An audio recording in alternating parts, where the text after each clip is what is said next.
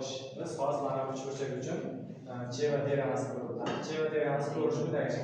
A ni d ga nisbati, b ni s ga nisbati, s ni n a ga nisbati. O'sha nisbatlar ko'paytmasi birga teng. Mana shu formulani isbotini kechagi darsimizda Mendeleyev teoremasini isbotlagandik oldingi videoda. O'sha videoda mana shu isbotni ko'rgandik. Hozir mana shu isbotlamasdan shu qoidani qo'llab ketaman. Agar kim o'sha qoidani tushunmaydigan bo'lsa, mana shu videoni ko'rib o'rganib oladi. Xo'p, davom etamiz. Biz uchburchak A, B, N uchun Mendeleyev teoremasini qo'llaymiz. Mendeleyev teoremasi narigi formulani qo'llaymiz. Formula quyidagicha yoziladi. A ni d ga nisbati, A ni d ga nisbati ko'paytirilgan. Hop, mana bu o'rtani O deydigan bo'lsa, b O ni O ga nisbati, b O ni O ga nisbati ko'paytirilgan. Xo'sh, mana shu S endi S A ga nisbati. Xuddi B S A ga nisbati, S endi S A ga nisbatiga teng. S A ga nisbati teng ko'paytmasi 1 ga teng bo'ladi. Xo'p, keyingi uchburchakka qaraymiz. B N S uchburchak.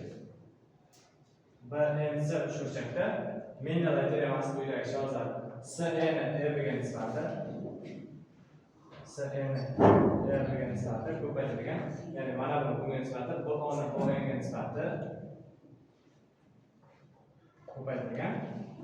Xo'p, mana bu uchburchakda A ni A S ga nisbati, ya'ni A ni A S desa ham bo'ladi, yoki S A desak ham bo'ladi. Teng 1. Endi ikkita tenglik hosil bo'ldi, ikkala tenglikni bo'lib o'ramiz. Ikkala tenglikni bo'lib o'ramiz. Ikkala tenglikni bo'lamiz. Bo'lganimizda nima hosil bo'ladi? A ni d ga nisbatini yoddan olamiz. A ni d ga nisbati bo'lingan S ni E ga nisbati. Bo'lingan S E taqsim E taqsim E ko'paytirilgan B O taqsim O N bo'lingan B O taqsim O N ko'paytirilgan S N taqsim S A bo'lingan A N taqsim S A teng 1. Endi bo'limlarni ko'paytmaga aylantirishni surat va mahal joyi o'zgaradi.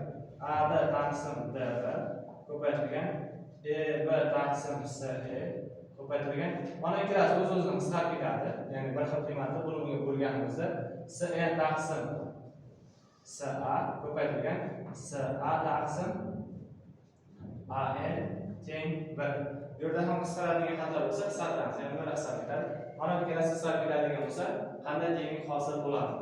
A D taqsim D B ko'paytirilgan B E bani B ni yozsak ham bo'ladi, xato bo'lmaydi. B E taqsim E S ko'paytirilgan. Xo'p, S N taqsim A N desa bo'ladi, N A desa bo'ladi. Teng 1. Ya'ni mana shu formulani hisoblaymiz.